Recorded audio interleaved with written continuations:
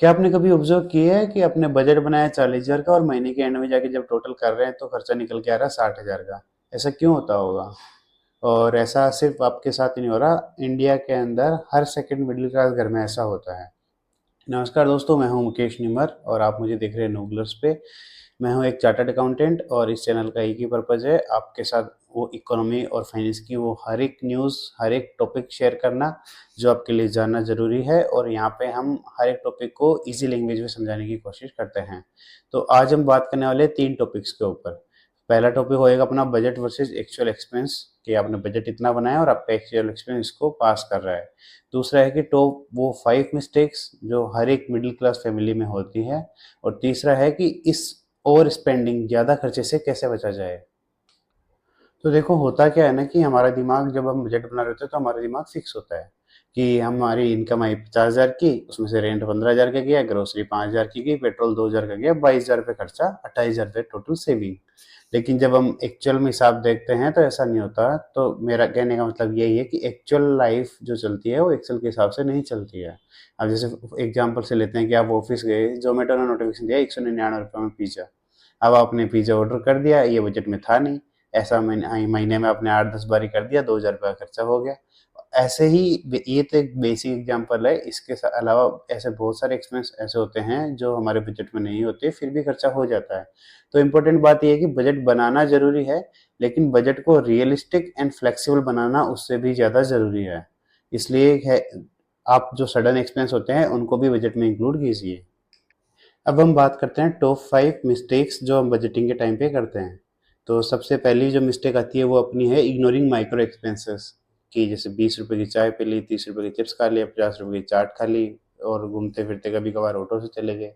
अगर खुद के व्हीकल से नहीं जा रहे हैं तो कभी कभार हो जाता है ऐसे कि व्हीकल नहीं चला रहे हैं तो ऑटो से लग गया खर्चा। तो ऐसे करते करते हमारे महीने के 3 से 5 हज़ार रुपये का यही खर्चा हो जाता है। तो इसका सबसे बढ़िया सोल्यूशन है, मार्केट में बहुत सारे ऐप्स अवेलेबल हैं ऑनलाइन, जो जिसमें आपका स्प्लिटवाइज है, वॉलनट है, या मनी व्यू है, या और भी कई ऐप्स हैं जो आपको प्ले स्टोर पे, ऐप स्टोर में दिख जाएंगे।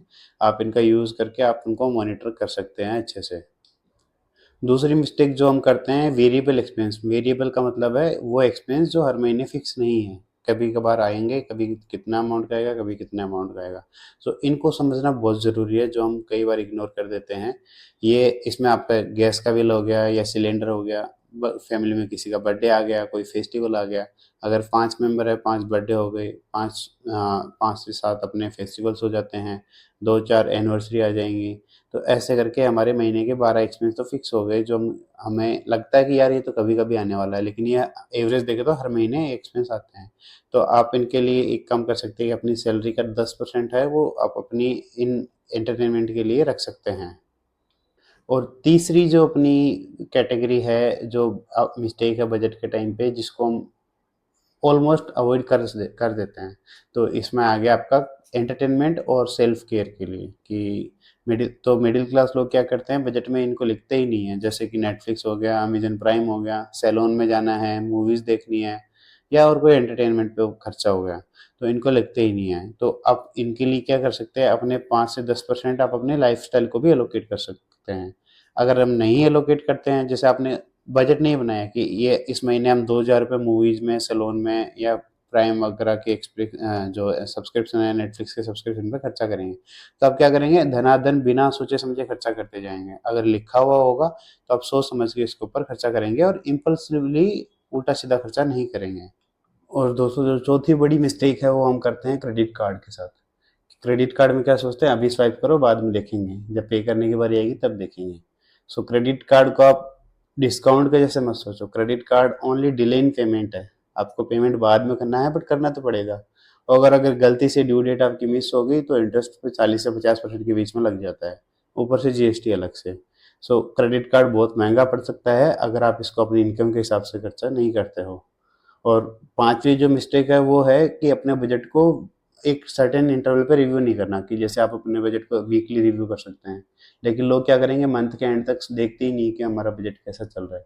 और उससे क्या होगा, महीने के एंड में आपको अचानक से सरप्राइज मिलेगा कि वाह यार, हमने तो 40,000 का बजट बनाया, 60,000 हमारे खर्च हो गए। ये बजट बना के भी हमारा खर्चा जो कंट्रोल में नहीं है। तो आप इसके लिए क्या करो, एक संडे पे 10 मिनट का ब्रेक लो, 10 मिनट में हो जाता है एक वीक का। तो हर संडे को 10 मिनट का ब्रेक लो, उसमें आप अपना रिव्यू करो और देखो कि कहाँ हमारा ज़्यादा खर्चा हो रहा है, कहाँ पे हमें कंट्रोल करने की ज़रूरत है, कहाँ पे हम नेक्स्ट मंथ में इसको नेक्स्ट वीक में इसको रिकवर कर सकते हैं या नेक्स्ट इंटरवल में इसको रिकवर कर सकते हैं।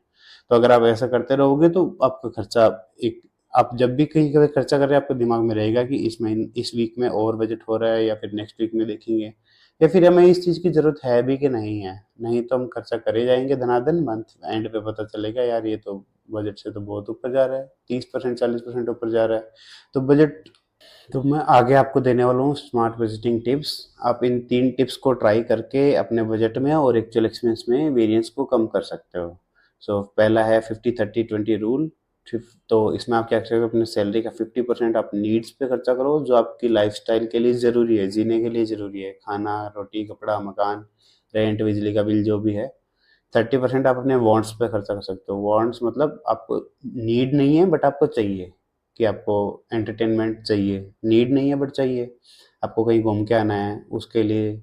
और जो रिमेनिंग 20% है उसको आप सेविंग करो या फिर इन्वेस्टमेंट करो, जैसे भी आपका जो पैटर्न है, जो आपके लिए ज़रूरी लगता है आपको वो कर लीजिए, बट आप सेविंग और इन्वेस्टमेंट के लिए 20%, तो 50-30 और 20% रूल को आप फॉलो कर सकते हो।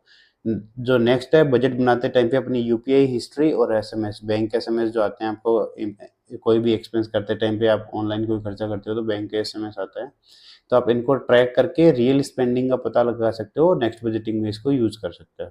तो तीसरा है, मंथली या फिर वीकली रिव्यू मीटिंग रखो अपने पार्टनर के साथ या अपनी फैमिली के साथ, जिसमें आप डिस्कस करेंगे कि आपने ये बजट बनाया था, इसके अकॉर्डिंग आपका ये खर्चा हुआ, और ये बहुत ही इफेक्टिव होने वाला है। आप ट्राई करके देखिए, मैंने पर्सनली ट्राई करके देखा है।